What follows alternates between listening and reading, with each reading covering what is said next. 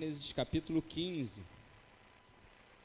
Eu queria cumprimentar a todos, né? E agradecer a Deus pela visita do meu mano. Hoje meu irmão veio nos visitar. E meu irmão mais velho. Tá bom? Posso falar mais velho, né? Tem alguém, outros visitantes? Tem alguém pela primeira vez aqui, cultuando conosco? Tem alguém nos visitando? Primeira vez? Levantaram a mão ainda não, né? Então tá bom. Deus abençoe. Fique bem à vontade. Você está na casa do nosso Deus, né? Casa de oração. Gênesis 15 retrata um momento difícil na vida de Abraão. E eu quero ler com vocês alguns versículos, verso 1 até o 6. Quero informar que já comprei meu óculos. Tá rindo, né, irmã Elisa? E compramos, ainda não chegou não, mas chegou a vez, já chegou a hora. Rapaz, está difícil mesmo. Daqui a pouco eu vou estar aqui enxergando tudo. Eu estou lutando para não usar, né? Mas chega a hora que não tem como mais, né? E comprei junto com a Isabel também, ela vai usar também, né? Para combinar. Não porque ela precisa, mas para combinar. Mas amém. Diz assim: depois desses acontecimentos, veio a palavra do Senhor a Abrão, numa visão, e disse: não temas, Abrão, eu sou o teu escudo, e o teu galardão será sobremodo grande. Respondeu Abrão: Senhor Deus, que me haverás de dar, se continuo sem filhos, e o herdeiro da minha casa é o Damasceno Eliezer? Disse mais Abrão: a mim não me concedeste descendência, e um servo nascido na minha casa será o meu herdeiro. A isto respondeu logo o Senhor, dizendo: não será este o teu herdeiro, mas aquele que será gerado de ti será o teu herdeiro. Então conduziu-o até fora e disse: olha para os céus e conta as estrelas, se é que podes. E lhe disse: será assim a tua posteridade. Ele creu no Senhor, e isso lhe foi imputado para justiça. Mais uma vez, Senhor, nós oramos agradecidos por essa noite tão abençoada, por estarmos aqui nessa casa de oração, por termos uma casa espiritual, por termos um local para nos reunirmos, ó Deus, em Teu nome, e juntos, ó Deus, em comunhão, glorificarmos e exaltarmos ao Senhor. Eu agradeço a Ti, Senhor, porque aqui não tem faltado, Senhor, o alimento, Senhor, para as nossas vidas, o alimento espiritual. A Tua palavra, Senhor, tem a primazia aqui neste lugar, e que a Sua palavra nessa noite, como uma boa semente, encontre morada, encontre uma terra, um solo fértil, que é o nosso coração nessa noite, Senhor. Que Tu possas dar o crescimento, que o Teu Espírito continue falando conosco nessa noite, na autoridade que há no nome de Jesus. Amém. O tema proposto nessa noite para esta mensagem é: saia dessa tenda hoje. Tema para esta mensagem: saia dessa tenda hoje. Desde o chamado, no capítulo 12, nós vamos ver ali, né? Aparece o Senhor falando com Abraão, fazendo chamado, fazendo promessas para ele. O Senhor prometeu, né, o chamou para ir para uma terra que ele ainda iria mostrá-lo, e o Senhor garante a ele que seria com ele, que abençoaria não apenas a partida, a ida de Abraão até a terra que ele iria mostrar para ele, mas também o Senhor abençoaria ele em toda a sua vida. E não, a bênção não ia se limitar a Abraão, mas o Senhor fala que abençoaria todos aqueles que abençoassem Abraão e amaldiçoaria todos aqueles que o amaldiçoassem. Então, a bênção de Deus não ficaria apenas em Abraão, mas a bênção de Deus passaria por Abraão e abençoaria toda a sua descendência, toda a sua posteridade, toda aquela nação que iria surgir, que Deus iria formar através de Abraão, Deus iria abençoar.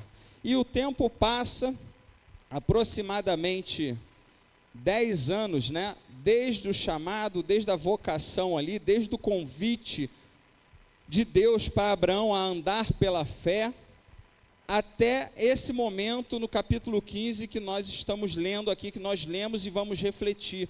Aproximadamente 10 anos, de Ur dos Caldeus até Canaã, até estar ali num momento difícil na sua vida. E o Senhor, Ele chama, Ele garante a presença, e quando a gente vê que Abraão, lá no capítulo 12, né, ele sai, ele acredita, ele confia no Senhor, ele obedece, ele crê, ele vai, e ao chegar, ele faz duas coisas importantíssimas. A primeira é edifica um altar ao Senhor. Ele edifica um altar ao Senhor e ele invoca o nome do Senhor. Ou seja, Abraão tem ali, pelo menos na Bíblia, mostrando a primeira experiência de culto ao Senhor. Abraão adora ao Senhor, ele cultua ao Senhor, há um sacrifício, há a invocação do nome do Senhor, e a palavra do Senhor diz que todo aquele que invoca o nome do Senhor será salvo. Então Abraão, ele se inclina para as coisas espirituais. Então a gente vê, entende e pode dizer que Abraão era crente, sim ou não? Sim. Abraão invoca, Abraão cultua, ele edifica um altar ao Senhor. Então Abraão era crente. Primeiro ponto, ele era crente, ele cria, ele acreditava. Gênesis 3:12 também fala, 2, também fala que nessa jornada ele vai ao Egito e ele sai do Egito com muitas posses, com muito dinheiro. E Gênesis 3:2 fala que Abraão era rico, sim ou não? Sim, só rico? Muito rico. Então aqui Abraão já era muito rico. Um homem com muitos bens, ouro, prata, animais.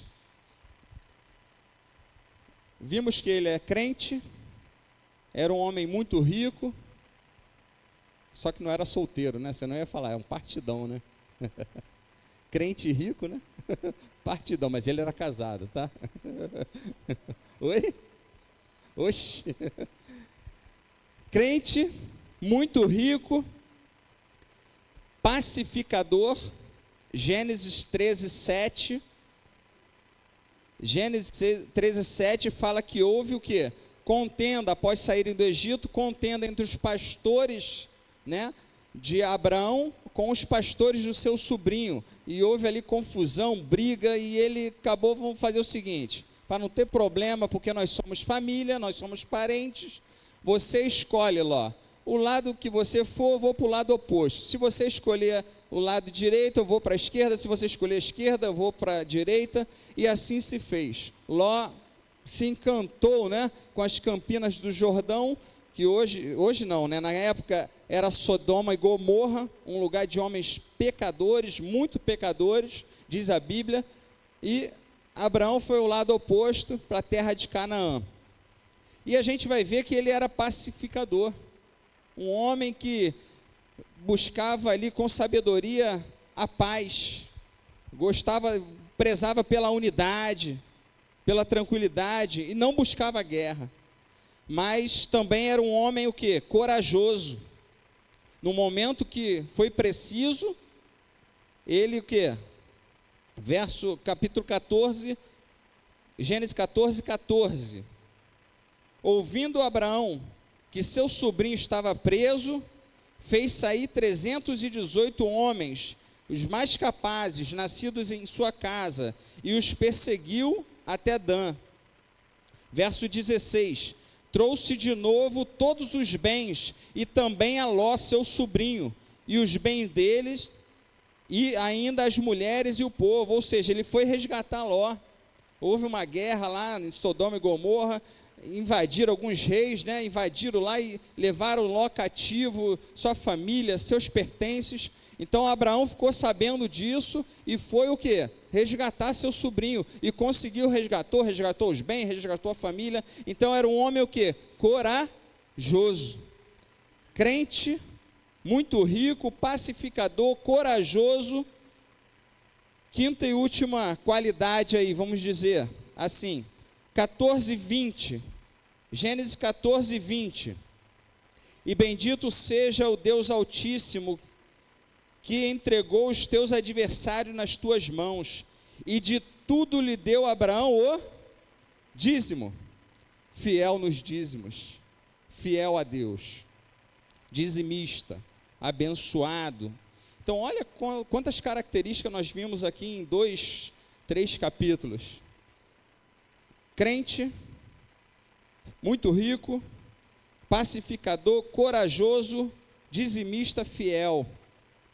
Aí no capítulo 15, nós vamos ver que esse homem cheio de qualidades, um homem que cria, um homem que conhecemos como o pai da fé, né? A gente vê as maiores religiões do mundo vêm de Abraão.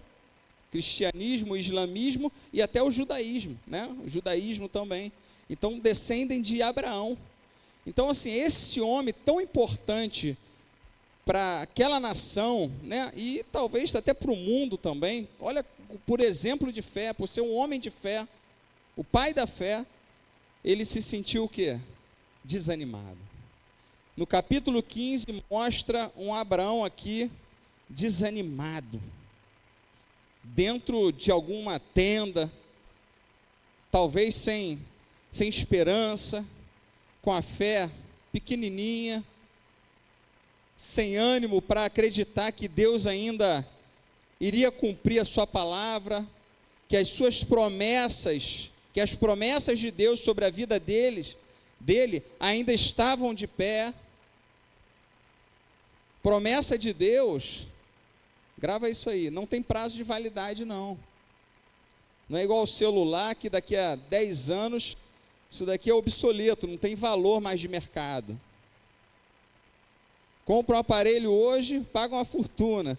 Quando vai vender daqui a 10 anos, é melhor dar, né? Nem vale a pena, não tem valor mais.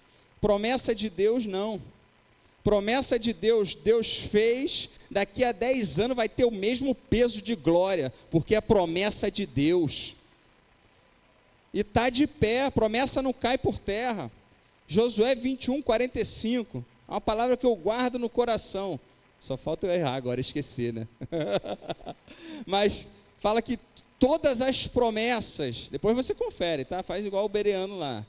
De todas as promessas que diz o Senhor, de todas as palavras que diz o Senhor acerca da casa de Israel, nenhuma caiu por terra, tudo se cumpriu. Josué 21:45, tudo se cumpriu, porque o nosso Deus, Ele promete e cumpre. Promete e cumpre. Ele fala e faz. Então assim, a promessa na vida de Abraão ainda estava de pé, mas Abraão estava desanimado. E aí eu já começo a caminhar para um fechamento dessa mensagem. E pergunto a você, uma pergunta também que eu me fiz: quantas vezes eu já tive desanimado? Quantas vezes eu já enfrentei o desânimo na minha vida? E eu pergunto para você, quantas vezes você já se sentiu desanimado? Alguém aqui já se sentiu desanimado algum dia da sua vida? Oi? Um só. Muito otimista, né? Um dia só. Quero mais, não precisa mais não. Desânimo é terrível. Eu ouvi uma vez, estava conversando com um amigo, com um conhecido, e ele fez uma aplicação bem interessante acerca do desânimo. Ele falou o seguinte: Weber, uma pessoa sem dinheiro, um termo popular, né? Quando a pessoa está dura, sem grana, né? Chega lá às vezes o fim do mês, está contadinho, a pessoa sem dinheiro, ela produz muita coisa ainda, ela pode fazer muita coisa. O dinheiro não impede ela de fazer, de agir, de caminhar. Uma pessoa sem saúde, às vezes debilitada, às vezes até dentro da própria casa, ou às vezes num leito de um hospital, fisicamente debilitada, mesmo assim ela pode fazer muita coisa. Ela pode trabalhar, ela pode estar ali no celular, mandar uma mensagem, ela pode interagir. Então a pessoa sem saúde, a pessoa sem dinheiro, mesmo assim ela produz, ela faz alguma coisa. Uma pessoa sem emprego, de repente, uma porta que se fecha. A pessoa, a gente vê às vezes a pessoa desempregada, mas não escolhe. Tem gente que escolhe, mas tem gente que não, estou precisando, estou topando tudo, vamos embora. Não tem carteira assinada, é só um freelance, uma semana, estou dentro, conta comigo. Então a pessoa o quê? Ela age, mesmo desempregada, ela aguardando a porta se abrir, ela faz. Agora, uma pessoa desanimada, você já viu, você já conheceu, você já teve a experiência do desânimo. Vamos para a igreja. Vou não. Pô, o Weber que vai pregar? Vou nada, piorou. Piorou, vou lá fazer o quê, pô? Weber, pô. Vamos no shopping, vamos sair. Quero não. Estou afinal, estou com ânimo, estou me desanimado, estou com vontade. Vamos numa festa. Piorou. Não tenho indo para nada, música alta, não quero ouvir nada, não quero ficar sozinho. Geralmente fala assim, quero ficar sozinho. Eu lembro que a gente foi visitar uma pessoa, mora em Realengo, e o caso dela era um pouquinho mais grave, porque não era só desânimo, já era depressão. E a pessoa, ela morava num apartamento e nem do quarto ela saía. Nem não ia, a comida via até ela no quarto, a bebida. Acredito que saía só para ir ao banheiro, é claro, né? Mas banho não tomava, isso eu lembro. Pessoa, no caso de depressão mesmo, às vezes nem banho toma. Mas eu falo para os jovens, não gosto de tomar banho, não é depressão não, hein? Daí é migué, daí não é depressão não. Vamos tomar um banho, jovem. Mas o caso dela foi bem sério. Bem sério. Uma decepção levou essa senhora a um caso de depressão profundo. Que nem banho, se alimentava muito mal, não queria sair do quarto, não queria ver ninguém. E graças a Deus ela aceitou uma visita. E hoje, graças a Deus, ela está restaurada, ela está curada, assim, sabe? Ela se trata, se cuida, claro, também. Existem os profissionais, a gente sempre fala, né? Existem os profissionais, psicólogos, psiquiatras, atendimento pastoral, gabinete pastoral, existe medicação também, é importante, tá? Não vamos espiritualizar tudo, não. Deus pode fazer tudo, mas Deus também usa os profissionais. Então, assim, uma pessoa desanimada, ela não consegue produzir, ela não consegue fazer nada. E aí a gente vê aqui o que Abraão estava passando. Ele fala com o Senhor aqui, mas Senhor, o meu descendente, cadê? Me perdi. Cadê o óculos? E disse mais Abraão, verso 3, a mim não me concedeste descendência, e um servo que nasceu na minha casa, esse será o meu herdeiro. E o Senhor respondeu, verso 4, não será este o teu herdeiro, mas aquele que será gerado de ti, esse será o seu herdeiro. Então Abraão desanimado ali dentro de uma tenda talvez, sem querer ir para fora, pensando naquilo que Deus tinha prometido, em tudo que ele já havia passado ali. Aproximadamente 10 anos se passaram e a promessa ainda não havia se cumprido. E aí o Senhor, ele se apresenta a Abraão e ele fala, não temas, não tenha medo, eu sou o teu escudo. Não temas, eu sou o teu escudo, e o teu galardão será sobremodo grande. Deus anima Abraão, Deus vai até Abraão, Deus não deixa ele desamparado, Deus não deixa ele no desânimo, Deus não deixa ele ficar pensando que o herdeiro dele ia ser o criado, o nascido dentro do seu lar lá, mas era um servo. Não, esse não seria o herdeiro. A promessa estava de pé, Deus iria fazer o milagre. A gente sabe, sua mulher estéril, não podia gerar, mas Deus prometeu, e quando Deus promete, Ele cumpre. Jesus falou que passaria o quê? Céus e terra, mas as minhas palavras não hão de passar.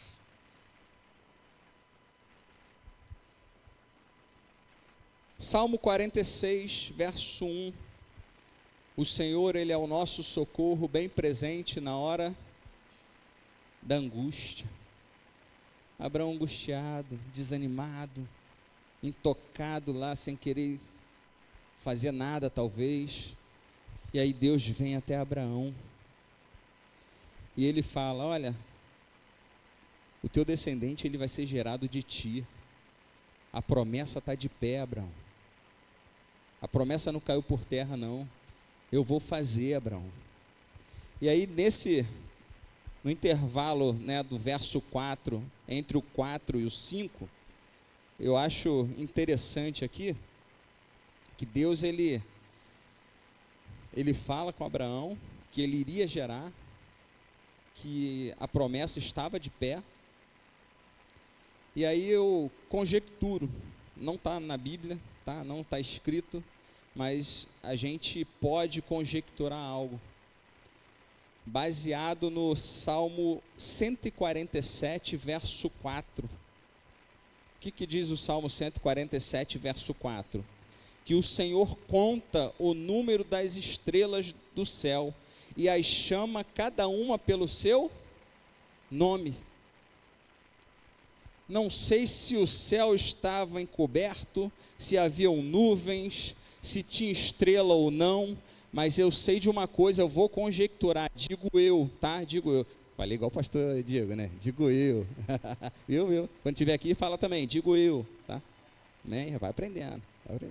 Digo eu, tá? Não a Bíblia, digo eu.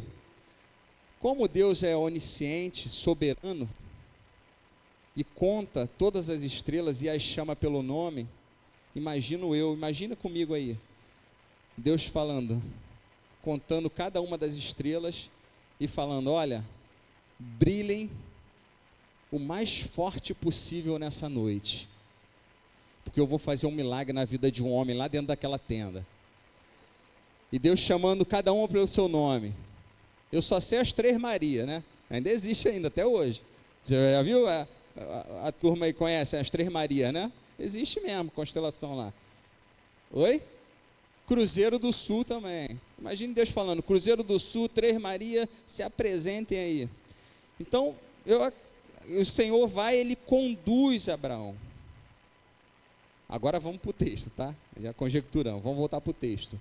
Verso 5 diz o quê? Então conduziu-o até fora. Conduzir é diferente de chamar. Mostra o que, Jonas? Que Deus estava nele. Perto, Jonathan. Perto. Deus conduziu, Deus estava talvez dentro da tenda. Ele lá, cabisbaixo, desanimado, e Deus lá com ele. Se tivesse o texto falando assim, olha, e Deus o chamou para fora. Jesus, lembrei agora de Jesus, né? A ressurreição de Lázaro. Jesus estava lá, Lázaro estava onde? Dentro do túmulo. Jesus falou, Lázaro, vem para fora. Ele viveu, né? Ressuscitou e veio. Mas aqui não. Aqui o Senhor conduziu Abraão. O Senhor estava perto. E eu faço uma aplicação nessa noite. Você pode até ter chegado aqui com alguns problemas, enfrentando algumas adversidades, talvez desanimado, preocupado, triste, Mas saiba de uma coisa, Deus está conduzindo a sua vida. Deus está contigo, Deus está perto. Deus não está longe, não. Deus está perto. Perto está o Senhor daqueles que o buscam. Perto está o Senhor nessa noite da tua vida. Perto está o Senhor da tua família. Perto está o Senhor para te livrar, para te guardar, para te conduzir em triunfo. Perto está o Senhor te conduzindo. E disse, conduziu ele, olha para os céus e conta as estrelas, se é que podes.